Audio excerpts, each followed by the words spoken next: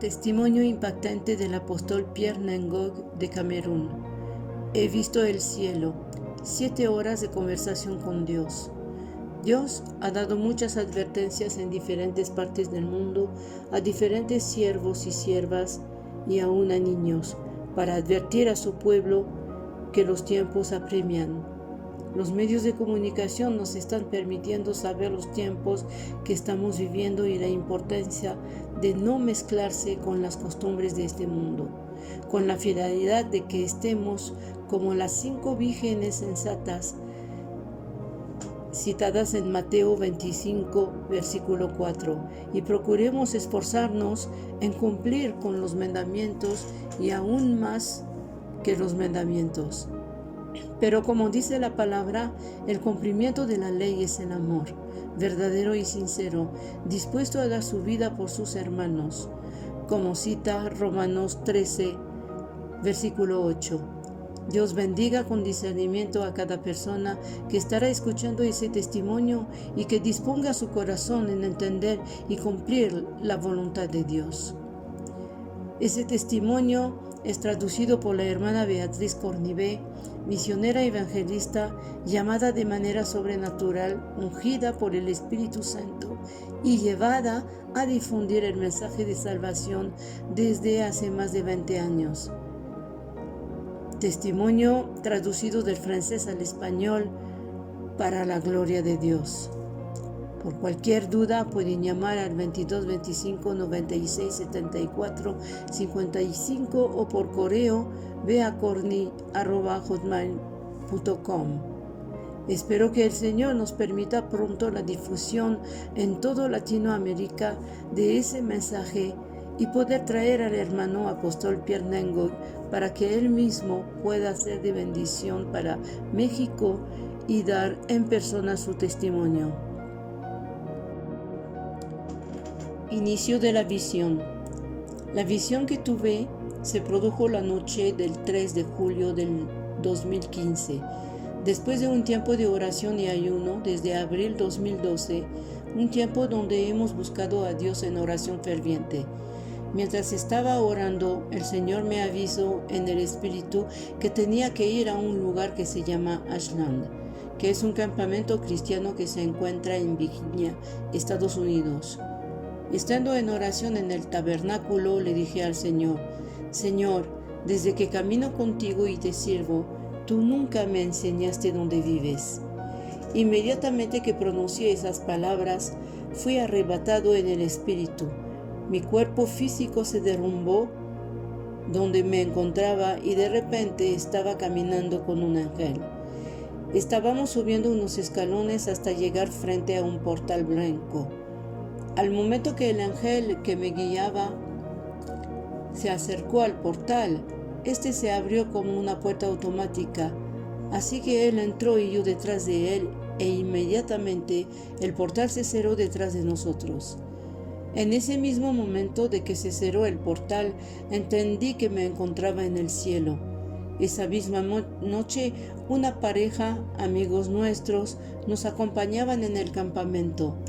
El Señor abrió los ojos espirituales de la hermana que vino a visitarnos, y ella le dijo a mi esposa: acabo de ver a tu esposo entrar en el cielo.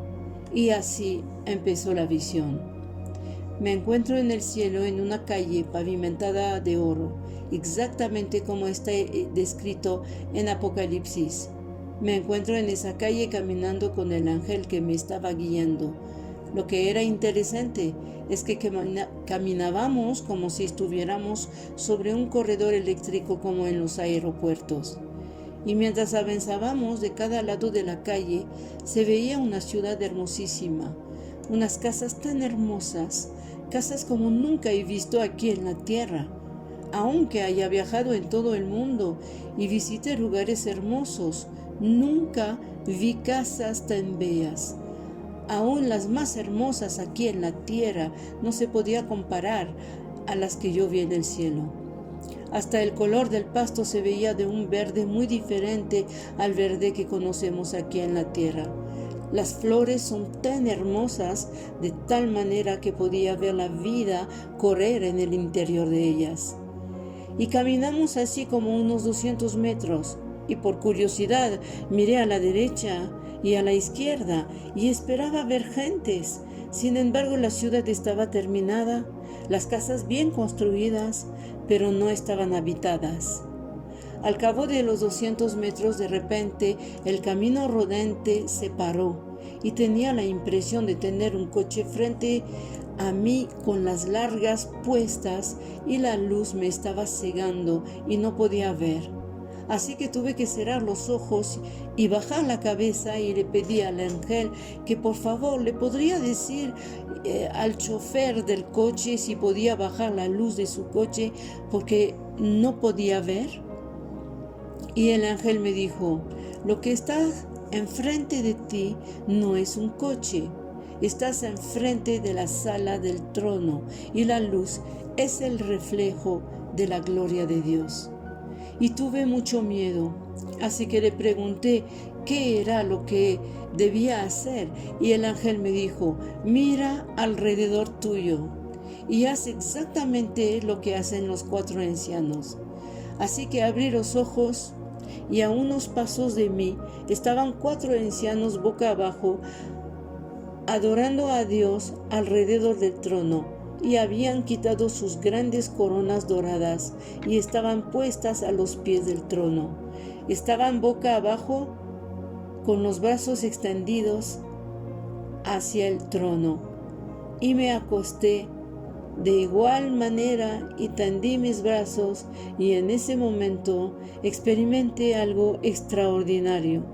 Jamás había escuchado que alguien había vivido algo parecido.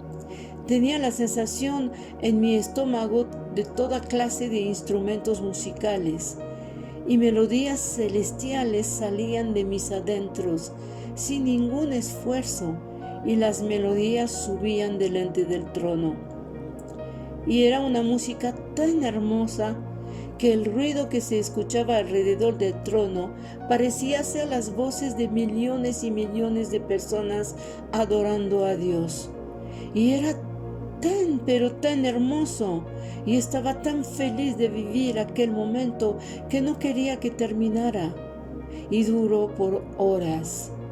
Pero después de un tiempo, la alabanza disminuyó, y hubo un momento de silencio, y el trono estaba enfrente de mí, pero cuando las alabanzas terminaron, yo ya no estaba en el mismo lugar de inicio.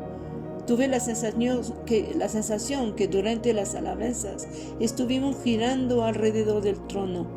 Así que cuando todo terminó, estaba recostado a la izquierda del lugar de inicio de donde me encontraba. Y abrí los ojos y la luz era más tenue, suave, y podíamos mirar.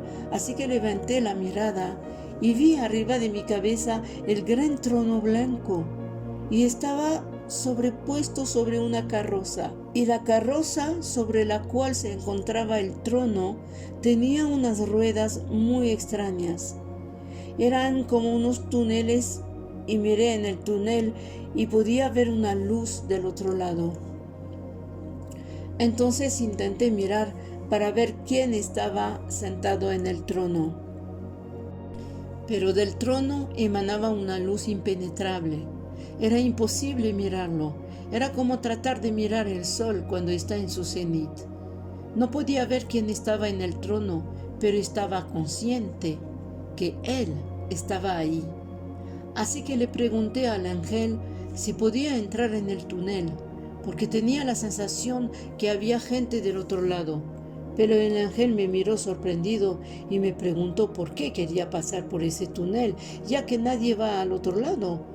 Así que le contesté que quería saber qué es lo que pasaba del otro lado. Y después de vacilar un momento, me dijo que excepcionalmente me dejaría pasar. Así que entré en el túnel, pero llegando a la mitad del túnel, cambié de parecer.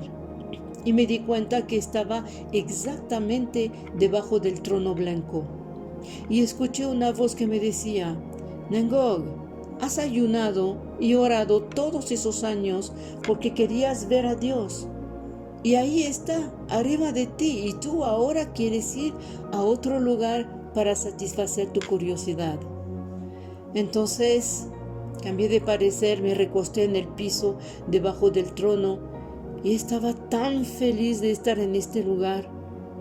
Y me dije a mí mismo, wow, finalmente aquí estoy en el cielo. Y todo lo que dice la Biblia, todo lo que he leído en ella es verdadero. Y no podía contener tanta felicidad del honor que Dios me estaba haciendo de estar ahí. Y me preguntaba, ¿qué es lo que había hecho para merecer este privilegio?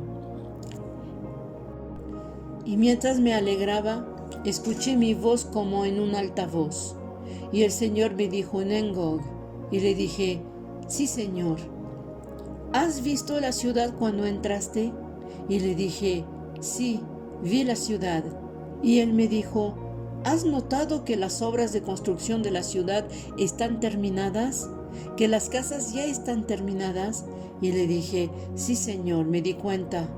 ¿También te has dado cuenta que la ciudad está inhabitada? Sí, Señor, me di cuenta, porque soy curioso y me pregunté por qué no hay nadie.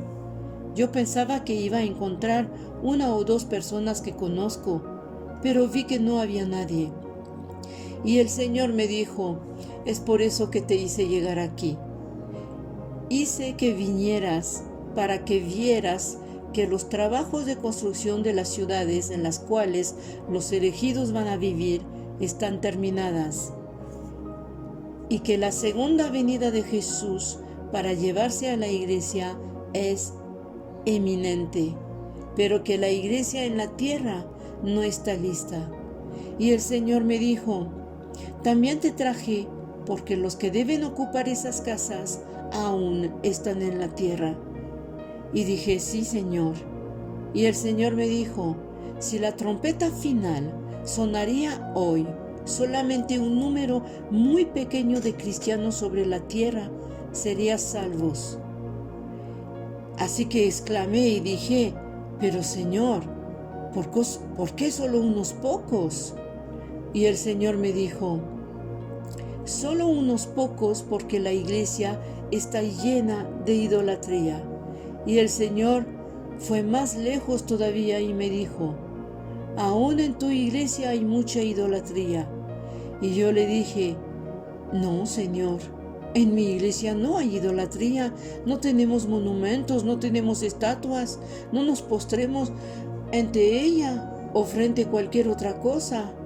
Pero el Señor me dijo, la idolatría que está en la iglesia hoy no es solamente la idolatría hacia un monumento o una imagen delante de la cual las personas se postran. La idolatría que se encuentra hoy día en la iglesia se encuentra en el corazón de mi pueblo.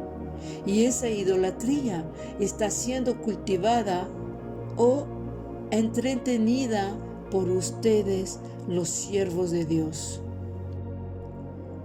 Cuando el Señor me dijo eso, empecé a llorar y le dije, Señor, si hay idolatría en mi iglesia, eso significa que tú y yo no tenemos la misma definición de lo que es la idolatría o de lo que es un ídolo.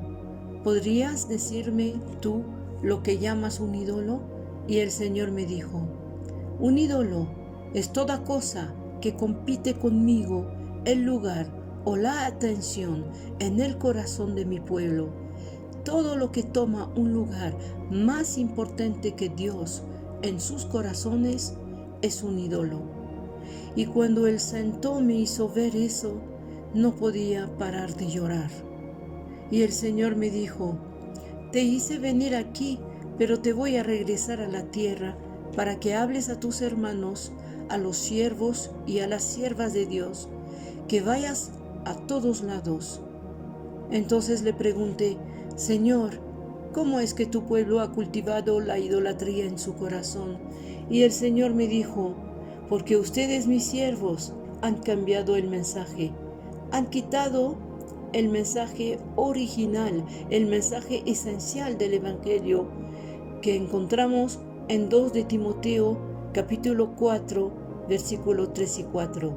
Hoy predican cosas que aman, cosas que les gusta escuchar. Entonces le pregunté, ¿y cuál es el mensaje? El mensaje del Evangelio es el Cristo, Jesucristo, el Cristo crucificado y nada más. Y el Señor me dijo, no importa lo que ustedes predican, no importa lo que predicas, si no es Cristo o Cristo crucificado, si no hay por fundamento o centro a Jesucristo crucificado, están totalmente fuera del mensaje principal.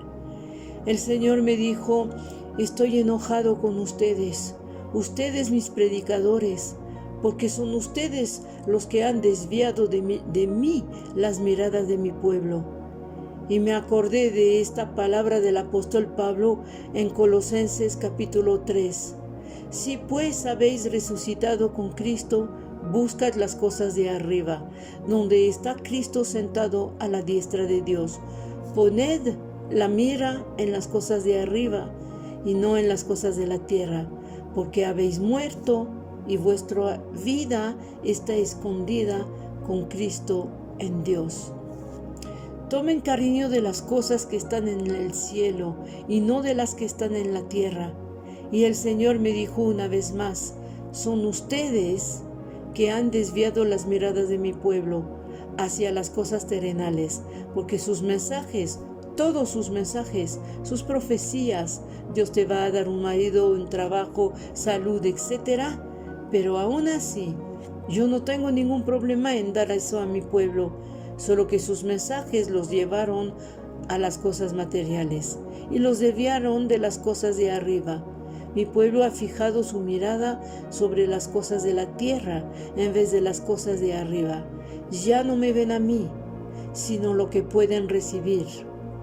Es por eso que te mando para que hables a mis siervos y mis siervas, para que los llames a que regresen a lo esencial del mensaje. El mensaje central del Evangelio tiene que ser centrado sobre Cristo y sobre el Calvario. Mis hermanos, mientras el Señor me hablaba, no dejaba de llorar, porque me daba cuenta que la iglesia está llena de idolatría. Hoy, el movimiento de la prosperidad hace que estamos en la búsqueda de más dinero, más conexión, etc. Y hemos perdido de vista al Señor. Y mientras el Señor me decía que solo un número pequeño de personas iban a ser salvos, recordé que en enero del 2014 había llamado a uno de mis amigos profeta para saludarlo y también por motivo de la celebración del Año Nuevo. Cuando terminamos las salutaciones, él empezó a contarme una experiencia que él vivió el año anterior, en el año 2013. Él había pasado 9 meses de retiro en oraciones. Se puso en encierro para buscar a Dios. Y cuando estaba por terminar su retiro, una noche, mientras él estaba orando, el Señor lo elevó en espíritu y le mostró una visión. Y el Señor le mostró en visión el fin de los tiempos. En su visión el Señor reunió a los habitantes de la tierra en cierto espacio, pero el Señor estaba hacia afuera. Y entre la tierra y el Señor había un puente, como una pasarela, y debajo de este puente había fuego. Y en la visión que tuvo ese hermano, él escuchaba que el Señor llamaba a los hombres uno por su nombre. Y cuando escuchaban su voz, entonces tenían que venir sobre el puente, que era como un puente eléctrico que les permitía avanzar sin hacer ningún esfuerzo. Entonces el Señor empezaba a contarles la historia de su vida. Y mientras más el Señor les recordaba gradualmente lo que habían hecho con sus vidas en la tierra, seguían avanzando hacia el reino de los cielos. Pero si el Señor terminaba de hablar antes de que hubieran llegado al final, el puente entonces se abría y la persona se caía en el fuego. Y el Señor dijo que de las primeras 1000 personas que habían sido llamadas, solo 2 pudieron llegar al reino de los cielos. Y él era la 1001 persona que el Señor llamó. Y cuando el Señor le llamó, él respondió a su nombre. Y el Señor le dijo: tú eres profeta, has viajado en las naciones del mundo, has establecido iglesias, has predicado en las conferencias, en las campañas de evangelización, en las cruzadas, en los seminarios, y al parecer has hecho muchas cosas para mí. Y él afirmaba: sí, Señor, sí, Señor. Mientras él continuaba avanzando, estaba ya a 2 pasos de terminar de cruzar el puente para llegar al reino de los cielos, cuando el Señor le dijo: por desgracia, todas esas cosas las hiciste para ti y no para mí. Y en ese momento el puente se abrió y él cayó al fuego. En ese momento él salió de la visión, pero cuando salió de la visión el Señor continuó diciéndole de la segunda venida de Jesús y del fin de los tiempos que está muy cerca. Entonces él me cuenta la visión y en el mismo tiempo él estaba llorando en el teléfono y me dijo: mi hermano Pierre, debemos empezar a predicar el regreso del Señor. Debemos iniciar a preparar la iglesia para el regreso del Señor. El Señor me mostró el arrebatamiento, así como el fin de los tiempos, pero también que menos del 2% de los cristianos de la tierra van a ser salvos. Cuando me lo dijo ese día pensé: yo entiendo que pocas personas van a ser salvas, pero de ahí a decir que menos del 2% van a ser salvas. Y me preguntaba: ¿aún un 10%?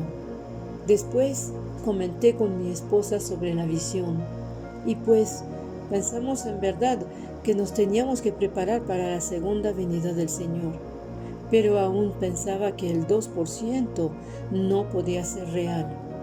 Este día, cuando estaba acostado debajo del túnel, le pregunté al Señor: ¿por qué tan pocas personas se van a salvar? Ya que en todas las naciones hay iglesias que crecen, grandes iglesias que crecen, y hay millones y millones de gentes que acuden a las iglesias para orar y para buscarte. Y el Señor me dijo: Nyangog, no te dejes seducir por las grandes cantidades de gentes que estás viendo que llegan a las iglesias. La gran mayoría de esas personas no vienen a la iglesia para buscarme, vienen para las cosas que yo les doy. No quieren tener una relación conmigo. Lo que les interesa son las cosas que yo les doy. Así que dije: Señor, pero cuando esas personas vienen a orar y te piden, tú se las das. Y el Señor me dijo: sí, yo se las doy porque soy un Dios generoso. Y él me dijo: Nyangog, no te equivoques, no doy solo a los cristianos, doy a los cristianos, a los musulmanes, a los budistas, doy a los paganos, a los ateos, hago salir el sol sobre los buenos y los malos, hago llover sobre los justos y los que no lo son.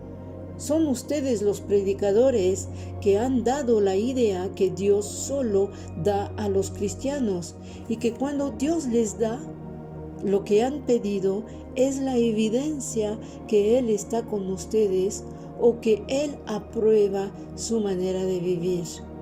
Y el Señor me preguntó: Nyangog, ¿crees que todos los hombres ricos de la tierra que conoces son cristianos? Le dije: no, Señor. En tu país todos los que están en el poder, los que gobiernan, los que dirigen tu país, ¿acaso ellos son cristianos? Le dije: no, Señor.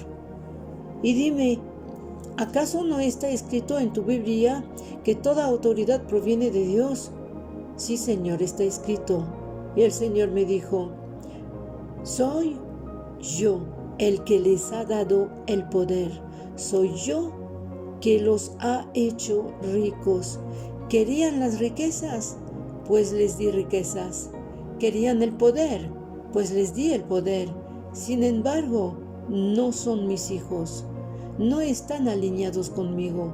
Y si ellos mueren en esos tiempos y no se han arrepentido o no se reconcilian conmigo, ellos irán en el infierno, a pesar de que en su tiempo en la tierra les he dado dinero, poder y todo lo que quisieron. Y ahí empecé a llorar de nuevo. Y el Señor me dijo: en mi naturaleza divina generosa, yo doy a muchos. Pero el Señor me enseñó un texto. Sabía que lo había leído, pero ese día el texto tomó otra dimensión. Y ese texto era Éxodo 34, versículo 14 al 17. Y el texto dice lo siguiente: porque no te has de inclinar a ningún otro Dios, pues Jehová, cuyo nombre es celoso, Dios celoso es. Conocía los nombres de Dios, pero no sabía que aparte de ser celoso, Dios tenía como nombre celoso. Y el Señor me dijo: en mi naturaleza de Dios celoso, yo no sé compartir, yo no sé cohabitar. Luego que hay una situación de cohabitación o de compartir en el corazón de uno de mis hijos, entre yo y otra cosa, yo cedo el lugar a esa cosa y me retiro en la punta de mis pies. Y mientras el Señor me comentaba eso, entendí el significado cuando se dice en la iglesia: si Jesús no es el Señor de todo, entonces no es el Señor de nada. Así que me estaba dando cuenta que el Señor Jesús no quiere el 80% o 95% o el 99% de nuestro corazón. Él quiere nuestro corazón al 100%. Él no quiere compartirlo. Él me dijo: en mi naturaleza de Dios celoso, no sé compartir. Y luego que hay una situación de compartir, entonces cedo el lugar y me retiro. Y mientras el Señor me hablaba, Él me enseñó un hermano que yo conozco, un siervo de Dios que es activo en el ministerio. Y Él me dijo: mira ese hermano, ¿lo conoces? Y dije: sí, lo conozco. Él me dijo: mira su corazón. Y mientras el Señor me hablaba, veía al hermano y se veía transparente a mis ojos. Pero miré en su corazón y su corazón estaba lleno de toda clase de ambiciones, de toda clase de lujuria, de envidia hacia lo material de la tierra. Su corazón estaba lleno de todo eso. Y el Señor Jesús estaba parado detrás del hermano. Y el Señor me dijo: ¿viste cómo no hay lugar para mí? Hace tiempo que él se alejó de mí, pero ni siquiera se da cuenta. Estoy detrás de él, toco a la puerta de su corazón para que él regrese a mí. Y si él no recapacita y no abre su corazón para que yo more de nuevo en él, entonces, si tocaría la trompeta final hoy, ese hermano no sería salvo y no sería arrebatado. Y el Señor me dijo: hoy en la iglesia hay millones y millones como él. Están en la iglesia, pero tienen el corazón lleno de otras cosas. Y el Señor me dijo: en eso Isaías, capítulo 29, versículo 13, ha dicho algo verdadero: que mi pueblo me honra de labios, pero su corazón está lejos de mí. Y el Señor me dijo: Ñengog, ¿sabes por qué Ananías y Zafira murieron? Y contesté sin pensar: sí, murieron porque mintieron al Espíritu Santo. Pero el Señor me dijo: ten cuidado, mira de nuevo el texto en Hechos 5:3. Y dijo Pedro: Ananías, ¿por qué llenó Satanás tu corazón para que mintieses al Espíritu Santo y sustrajeses del precio de la heredad? Y el Señor me dijo: si el corazón de un hijo de Dios está lleno de Satanás, ¿dónde está el lugar de Dios en él? Y respondí: Señor, eso significa que no hay lugar para Dios en esa persona. Y el Señor me dijo: pues así está el estado de las iglesias de hoy.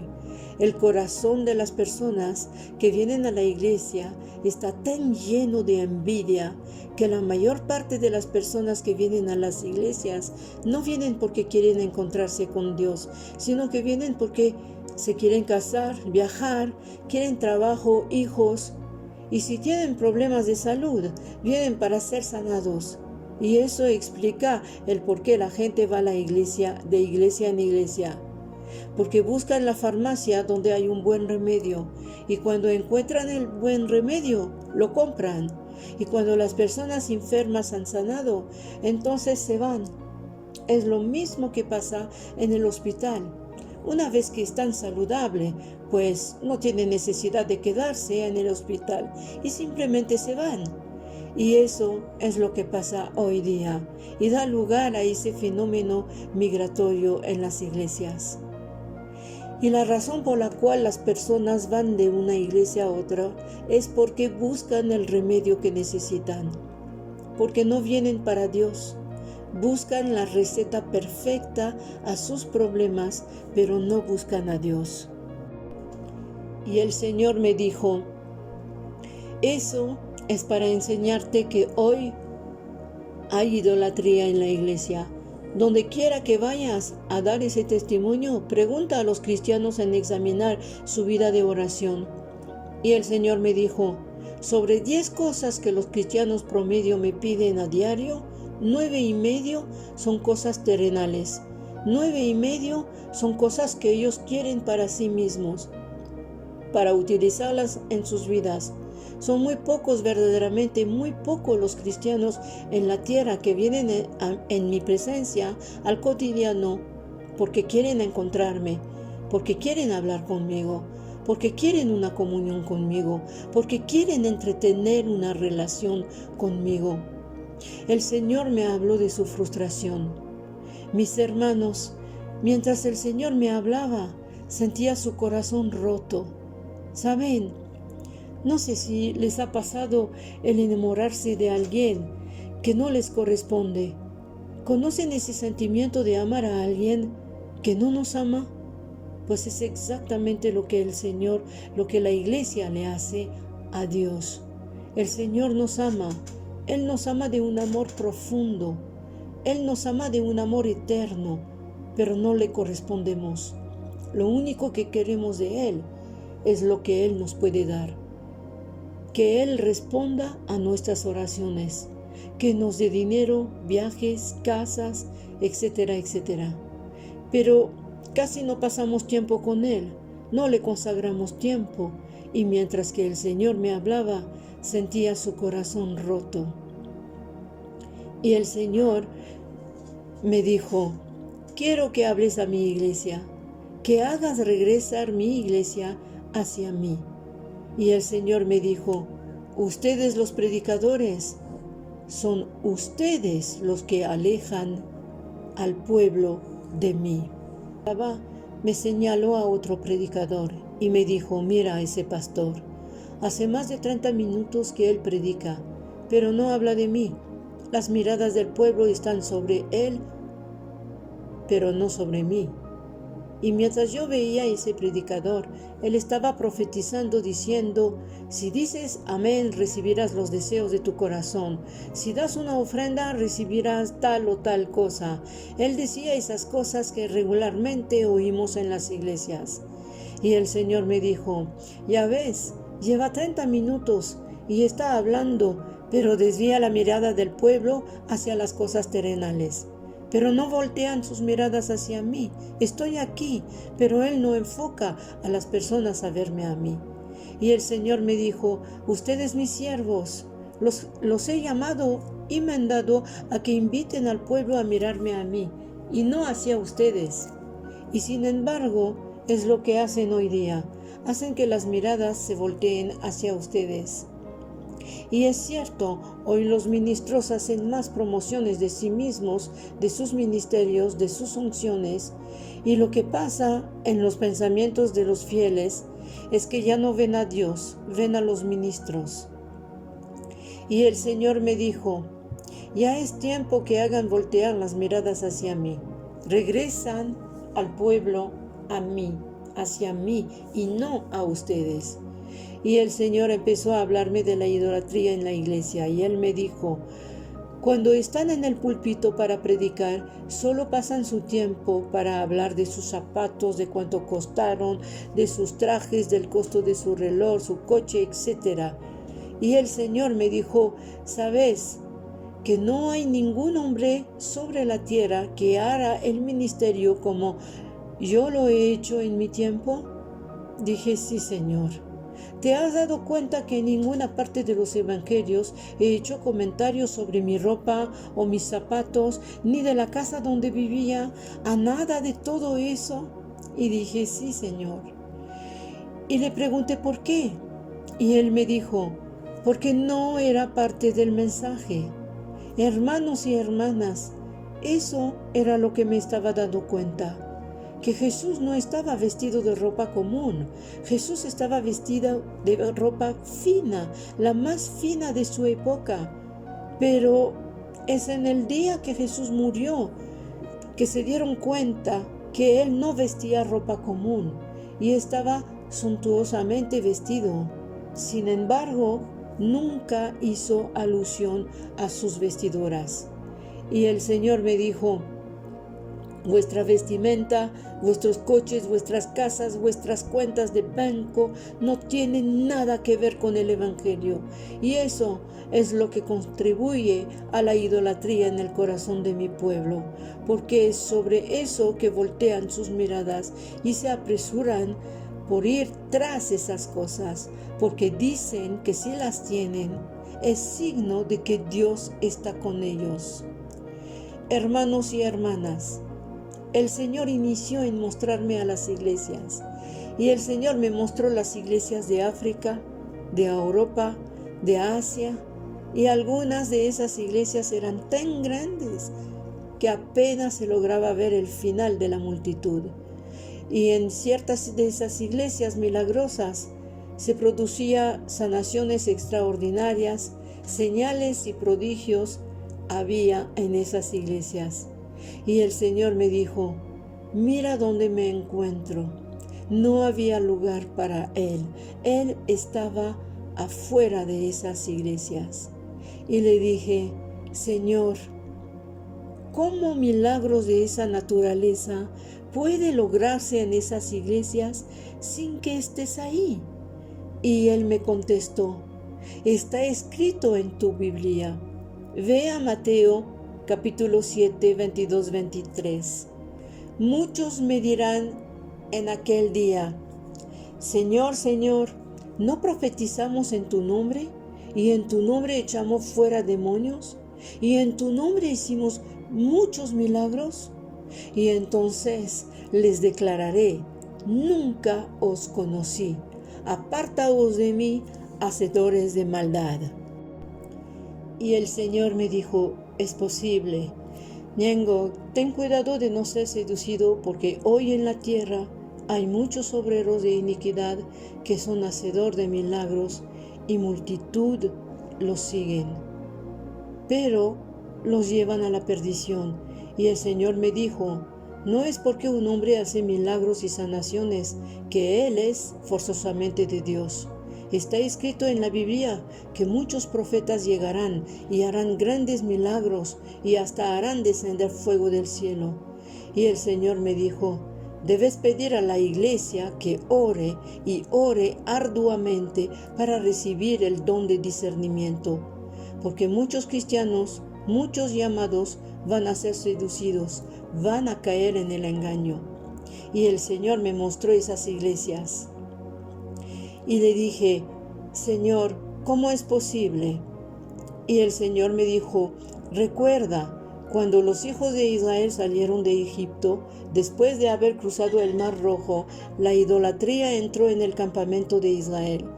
Israel empezó a murmurar contra Dios y contra Moisés cada día, porque solo recordaban los pepinos, las cebollas, la carne, y han provocado tanto la ira de Dios que Dios juró en su ira que no entrarían en su reposo. Y ese día, cuando juré que ellos no entrarían en mi reposo, me retiré del campamento de Israel. Pero cuando Dios se retiró, hermanos y hermanas, Él no retiró la columna de noche y la columna de fuego. Las columnas eran el símbolo, los artificios de la presencia de Dios que los acompañaban en el desierto. Dios dejó los símbolos, los artificios de su presencia en el medio del campamento de Israel, pero Él no estaba ahí. Recuerden que fueron esas columnas que hicieron avanzar en círculo al pueblo de Dios en medio del desierto durante 40 años, hasta que todos murieron. Estaba en esa presencia, en esa nube que simbolizaba la presencia de Dios, pero todos murieron, ninguno de ellos entraron en la tierra prometida. Y el Señor me dijo, ¿te acuerdas de Eli? Primero de Reyes 18. Eli estaba sobre la montaña de Dios. La Biblia dice que Dios hizo venir el fuego y Eli dijo, ciertamente el Eterno está ahí. Pero el Eterno no estaba en el fuego. Y el Eterno hizo venir el viento, hizo venir el remolino, pero no estaba ahí. Hizo temblar, pero tampoco estaba ahí. Después el Eterno vino en una pequeña brisa suave.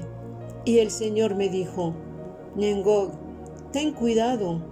Puedes tener en la tierra un ministerio de fuego, un ministerio de remolino o un ministerio que provoca un terremoto y perder a Dios. Podemos tener un ministerio de fuego hoy día. Todos gritan del fuego de Dios, sin embargo, sin que Dios esté ahí. Podemos tener un ministerio poderoso y perder a Dios. ¿Saben? Cuando viví esa experiencia, es cuando entendí el apóstol Pablo, ese hombre que vio el tercer cielo, el que había visto y escuchado cosas inefables. La Biblia dice que Pablo vivía en temor. Él decía en 1 de Corintios capítulo 9 versículo 27 lo siguiente, sino que golpeo mi cuerpo y lo pongo en servidumbre, no sea que habiendo sido heraldo para otros, yo mismo venga a ser eliminado. Si Pablo vivía con el temor de perder el cielo, entonces, ¿qué hay de nosotros? En ese momento entendí que Pablo decía a los Gálatas, cuando les dijo que debían trabajar para su salvación con temblor y temor. La cuestión de la salvación de nuestras almas es una cuestión fundamental, hermanos y hermanas. No podemos estar tomando eso a la ligera, sabiendo que el apóstol Pablo, que vivió esas grandes experiencias, tenía temor en su corazón de perder el cielo. El Señor siguió mostrándome y hablándome, me siguió enseñando el estado de las iglesias en la actualidad. Él me dijo, mira cómo la idolatría se manifiesta en la iglesia. Y llega el momento de la ofrenda. Cada uno mete su mano en el bolsillo y saca un billete de $1, 5, 10, 20 pesos, sea lo que sea la moneda que utilizamos. Tomamos esa cantidad que ponemos en la cesta de las ofrendas y eso es nuestra ofrenda a Dios. Pero no es en ese mismo culto que un profeta inicia a profetizar sobre la vida de las personas. Las mismas personas que acababan de dar a Dios monedas, o sea, ofrendas miserables, pero van a dar mucho más dinero para que la profecía surta efecto en sus vidas. O sea, cuando las personas quieren milagros, entonces dan más, con la esperanza de recibir respuestas a sus plegarias. Y el Señor me dijo, eso es idolatría. Y el Señor me dijo, mira toda la idolatría que hay en la iglesia. Funcionarios, trabajadores, estudiantes, todos los días de la semana, de lunes a viernes, hasta el sábado para algunos, se levantan todos los días a las 5 de la mañana para estar listos para ir al trabajo o a la escuela y se arreglan perfectamente para estar a las 7 o 8 en el trabajo, pero esas mismas personas llegan a la iglesia impuntuales, el culto inicia a las 9 o a las 10 y aún así llegan tarde. Y el Señor me dijo, eso también es idolatría. Y yo dije, pero Señor, ¿cómo es eso? Y el Señor me respondió, porque esos hermanos y hermanas no ven que yo soy la fuente de vida. Es por eso que ponen más atención a su trabajo, porque ellos piensan que su trabajo es la fuente de sus vidas, que sus vidas o su sobrevivencia depende totalmente de sus trabajos, estudios y no de mí. Y cuando el Señor me dijo eso más adelante, les dije a mis hijos, ya ven, todos los domingos mamá tiene que gritar para que se levanten de la cama. Eso es idolatría. Así que les dije que a ellos también la idolatría se los estaba llevando. Y el Señor me mostró tanto y tantos casos de idolatría en la iglesia. Y era verdad. Y el Señor me dijo, la mayoría de vosotros están llenos de ambiciones. Y el Señor me dijo, hay dos tipos de cristianos y dos tipos de siervos de Dios en la tierra, los que sirven a Dios y los que se sirven de Dios. El segundo grupo, los que se sirven de Dios, son mucho más numerosos. Saben, para la mayoría de los cristianos hoy día, Dios no es el objetivo, Dios no es la finalidad, sino que Dios es el medio, el instrumento que utilizamos para llegar a nuestro fin, para obtener lo que queremos, y eso es idolatría. Hermanos, Dios debe ser la razón de nuestra finalidad, la razón de nuestro amor. El objeto de nuestra atención debe ser Dios y no las cosas que Dios nos da. La Biblia dice en Lucas 12, versículo 29 al 31, lo siguiente: vosotros pues no os preocupéis por lo que habéis de comer, ni por lo que habéis de beber, ni estéis en ansiosa inquietud, porque todas esas cosas busca la gente del mundo. Pero vuestro Padre sabe que tenéis necesidad de esas cosas. Mas buscad el reino de Dios, y todas estas cosas os serán añadidas. Todas esas cosas son los paganos de este mundo que las buscan. Todo evangelio que apunta a satisfacer las necesidades de los hombres es paganismo. Nuestra responsabilidad como siervos de Dios no es la de satisfacer las necesidades de las personas, sino de guiar a las personas a Dios. Y es Dios que responderá a sus necesidades. Entonces, el objeto de nuestra búsqueda no debe ser la de buscar un trabajo, un marido, etc. Debemos estar comprometidos a buscar a Dios, a amar a Dios. Él, en cambio, nos da la promesa que si buscamos su reino y su justicia, todo nos los dará por añadidura. Todo por lo que los demás hasta mueren por tener o matan inclusive. Me habló de los milagros en la iglesia. El Señor me dijo, ¿has visto a Judas? Él era parte de los 70. Cuando Jesús los mandó con el poder de sanar los enfermos y de hacer milagros, Judas era de los que decían, oh Señor, hasta los demonios se nos sujetan en tu nombre. Y Jesús les dijo, no se regocijan que los demonios se sometan, alégrense más bien de que vuestros nombres estén inscritos en el libro de la vida. Lucas 10:20. Y el Señor me dijo, hasta los obreros de iniquidad pueden hacer milagros, pueden hacer que los demonios se someten. Judas era uno de los discípulos de Jesús, donde el pan de los 5,000 se multiplicó en sus manos, y aún así él traicionó a Jesús. Y el Señor me dijo, está escrito en la Biblia, y es conocido como el hijo de perdición.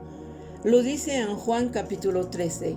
Y Judas, a pesar de su posición de discípulo de Jesús y de falso, hizo milagros igual que los demás. Así que el Señor me dijo de nuevo, no te dejes seducir por los milagros. Pide a la iglesia que ore para tener el discernimiento. Mis hermanos, ahí está el mensaje que el Señor me dio. Él me dijo que lo tengo que difundir a la iglesia. Tienes que decir a la iglesia que se prepare, porque mi segunda venida está muy cerca. Hermanos, ahora que les estoy hablando, no sé qué día el Señor ha de venir, tampoco sé el año, ni cuánto tiempo nos queda, pero la única cosa que yo sé es que las señales de su próxima venida se han multiplicado a nuestro alrededor. Basta ver todo lo que está sucediendo hoy, y si ven por dónde va la sociedad, todo el mundo puede decir, aunque no sea profeta, que realmente estamos en el final de los tiempos. Les anuncio, mis hermanos, que el Señor está a la vuelta. ¿Acaso estás listo para el regreso del Señor? La Biblia dice, ¿de qué sirve ganar el mundo entero si perdemos nuestra alma? La salvación de su alma es algo capital. ¿Saben? En esa experiencia que viví, cuando entré en el cielo, entendí que no es para nada un asunto sencillo. O sea, que no todo el mundo va a llegar al cielo. El Señor Jesús ha dicho de su propia boca en Mateo 11:12, desde los días de Juan el Bautista hasta ahora, el reino de los cielos sufre violencia y los violentos lo arrebatan. Entonces, el reino de los cielos no es para los caballeros que tienen sus manos en sus bolsillos y que van hacia el cielo despreocupados. Deben estar determinados, deben tener una resolución firme y trabajar con furia para su salvación. Todavía Jesús dijo en Mateo 18:8, por tanto, si tu mano o tu pie te es ocasión de caer, córtalo y échalo de ti. Mejor te es entrar en la vida cojo o manco que teniendo 2 manos o 2 pies ser echado en el fuego eterno. Es este rigor del que habla la Biblia. En verdad, si desean ir a la vida eterna, deben a como dé lugar tener esa determinación. Le preguntaron a nuestro Señor en Lucas 13, 23 y 24. Y alguien le dijo, Señor, ¿son pocos los que se salvan? Y él les dijo, esforzaos por entrar por la puerta angosta, porque os digo que muchos procurarán entrar y no podrán. ¿Por qué debemos esforzarnos si la entrada al cielo es gratuita? ¿Por qué debemos esforzarnos si la entrada al cielo es gratuita? ¿Es la entrada al cielo dada a todo el mundo? Pues no. El Señor dijo, esfuércense para entrar, porque muchos quieran entrar y no podrán. Yo les pregunto, cuando el Señor dijo que muchos querrán entrar y no podrán, ¿de quién hablaba? Jesús ahí no habla de la gente del mundo, porque la gente del mundo no busca entrar en el reino de los cielos. Somos nosotros, los que estamos en la iglesia, que buscamos entrar en el reino de los cielos. Y el Señor dijo, muchos buscarán entrar y no podrán. En otras palabras, muy pocos entrarán en el reino de los cielos.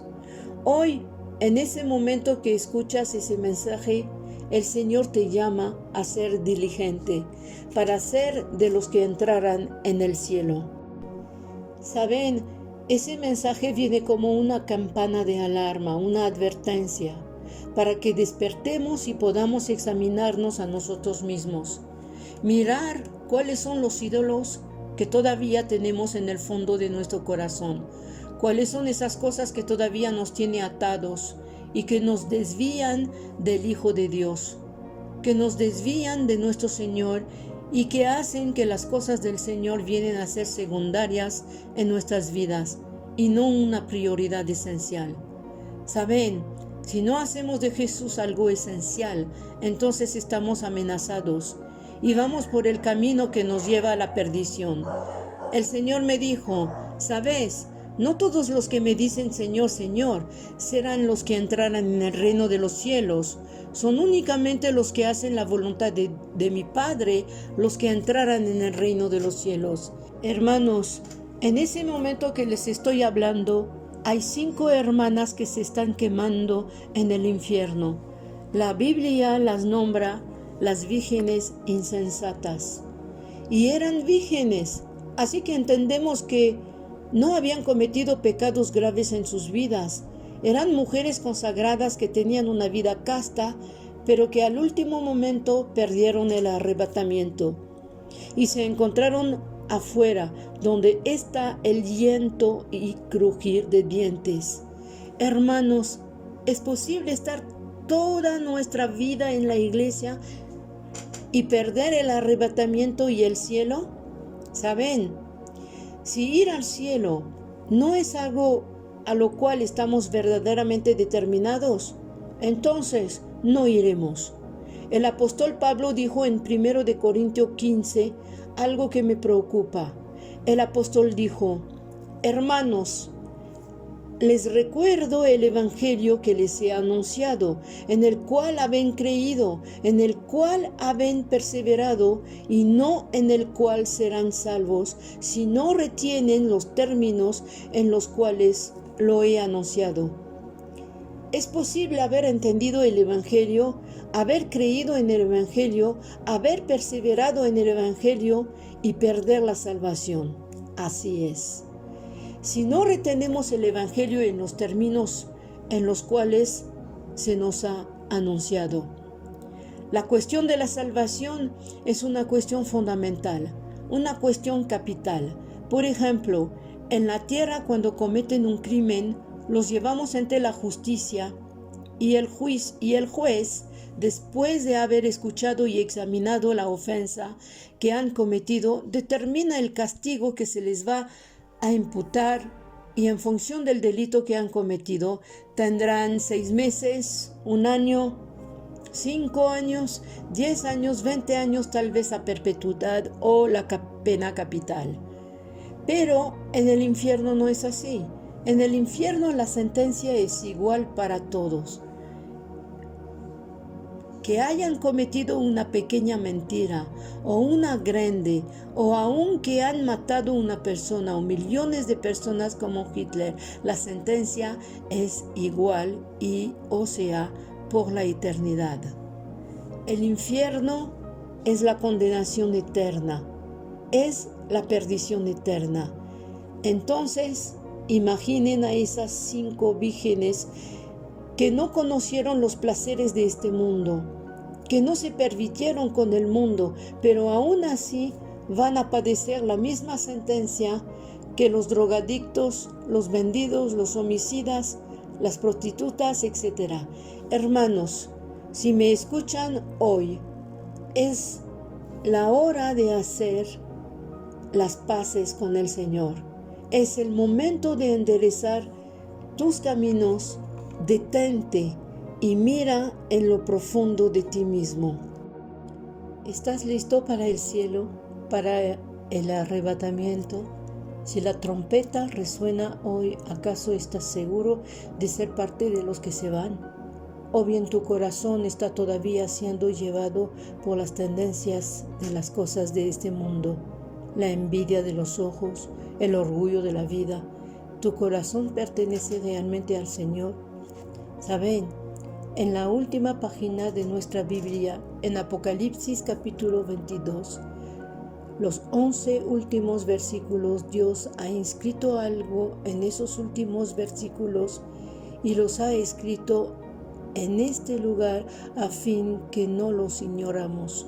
El Señor dijo que el que es santo se santifique aún más y que el que es justo sea aún más justo. Pero el que peque aún más. El Señor nos da la libertad. Escúchame, hermano, hermana. Si vas a la iglesia, pero que tu primer objetivo no es el de ir al cielo y de vivir la eternidad con Dios, pierdes tu tiempo. Mejor es que estés en el mundo.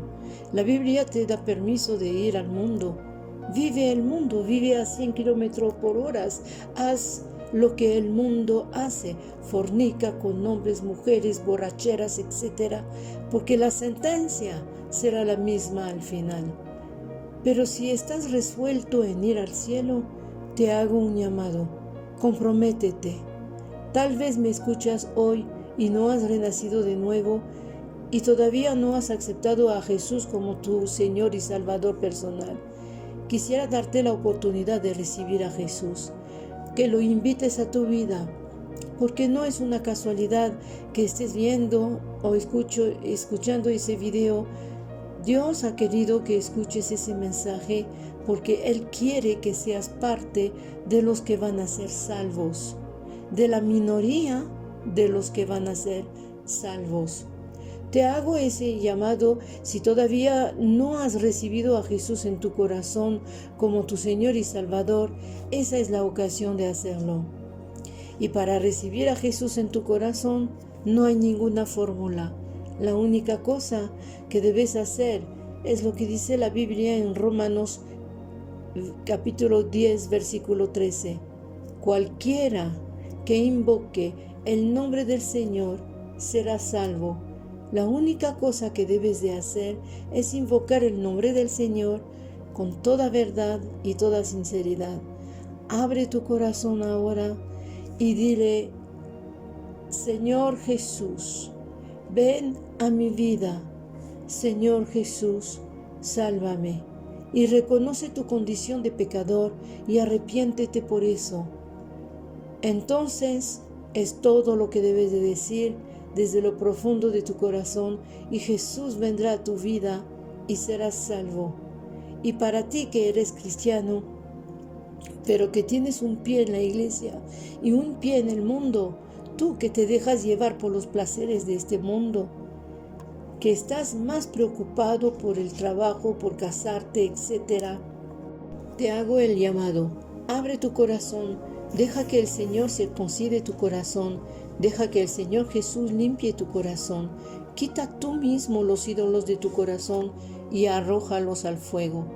Al final de mi encuentro con el Señor, le hice la siguiente pregunta: Señor, ya que me hiciste la gracia de venir hasta aquí, ¿me puedes mostrar cuáles son los ídolos que tengo que me pueden impedir llegar aquí en el cielo para vivir por la eternidad? Y el Señor me dijo: Nyangog, si hay algo aquí en la tierra que te impresiona, esta cosa es un ídolo. Si hay algo en la tierra que debes tener a toda costa, que debes hacer a toda costa o llegar a algún lugar a toda costa, todas esas cosas son ídolos. Esa fue la última cosa que el Señor me dijo. El encuentro terminó y me encontraba de nuevo en la tierra. Cuando sucedió el arrebatamiento en el Espíritu, era las 8 de la noche en el reloj de la iglesia, y regresé a la tierra a las 3 de la mañana. Lo que les estoy relatando en poco tiempo, en realidad, duró 7 horas.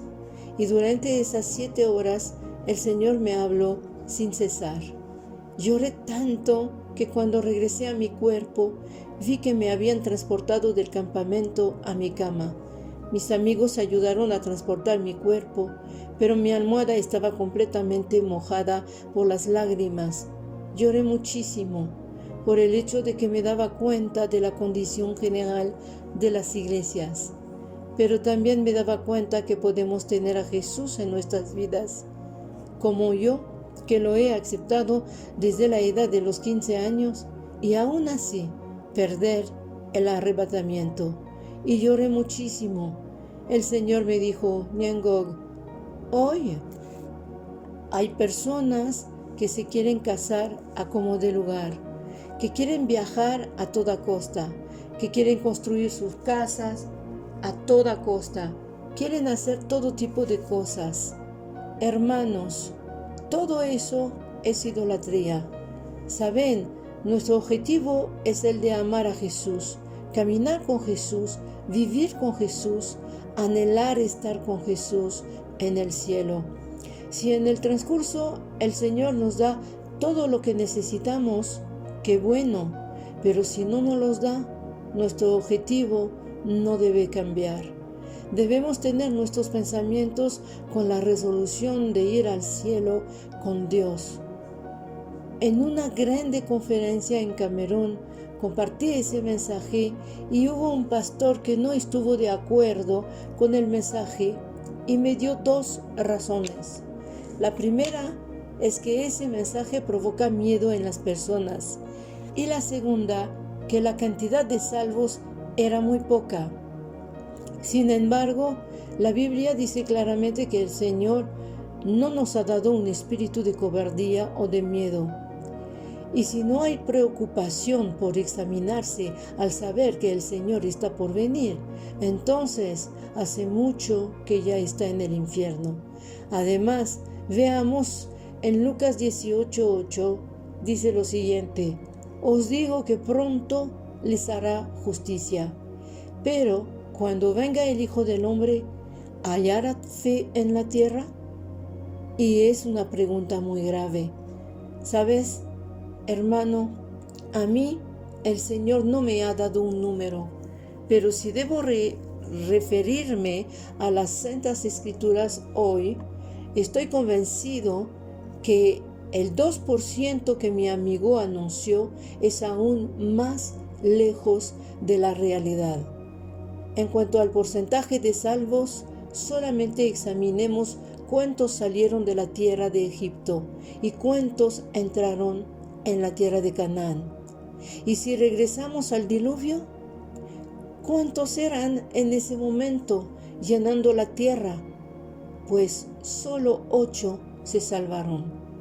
En el Nuevo Testamento, alguien le preguntó a Jesús sobre el fin de los tiempos y el regreso del Hijo del Hombre. Y él respondió que será igual que en los tiempos de Noé. Las personas comían, bebían, se casaban, etc. Y nuestro buen Dios, desde el cielo, ha visto toda la creación destruirse. Pero Él no pudo hacer nada porque la puerta de la salvación se cerró justo con el arca. El día de hoy estoy convencido que el 2% es un número muy grande. Es por eso que te debes esforzar, mi hermano, mi hermana, para ser parte de la minoría que van a ser salvos. Y cuando el Señor me dijo, te voy a regresar, yo le dije que no quería regresar, que me quería quedar aquí. Pero el Señor me dijo, es necesario que regreses, porque tu misión no ha terminado. Hoy quiero hacerte ese llamado. Lo que sea que estés haciendo, que me estés viendo por internet o por televisión o en audio, quiero que tengas la oportunidad de que el Señor toque tu corazón y sientas la necesidad de reconciliarte con Dios. Recibí el video, soy la hermana Beatriz Cornibey y recibí el video del pastor Pierre por parte de una hermana de Costa de Marfil a mi regreso de Corea del Sur, donde se encuentra mi iglesia Manmin. En el Espíritu el Señor me inspiró en traducir esa visión profética del apóstol Pierre, y lo que me convenció que esa visión proviene al 100% del Señor es un detalle sobre la cantidad de personas salvas que yo misma he recibido en una revelación por medio de un joven que estaba ministrando desde hace 13 años. Después de un retiro de 3 días de oración y que también menciona que sobre 3,000 personas, solo 25 personas se salvaban. Así que pude comparar y darme cuenta que la cantidad de salvos va disminuyendo conforme va pasando los años. Eso fue la confirmación de la visión profética que yo misma recibí, lo que confirma el pasaje bíblico que dice lo siguiente en Mateo 24:22: y si aquellos días no fuesen acortados, nadie sería salvo, mas por causa de los escogidos, aquellos días serán acortados. Les ruego no pierdan de vista la reflexión del apóstol Pablo en 1 de Corintios 9:27, sino que golpeo mi cuerpo y lo hago mi esclavo, no sea que habiendo predicado a otros, yo mismo sea descalificado. Dios los bendiga.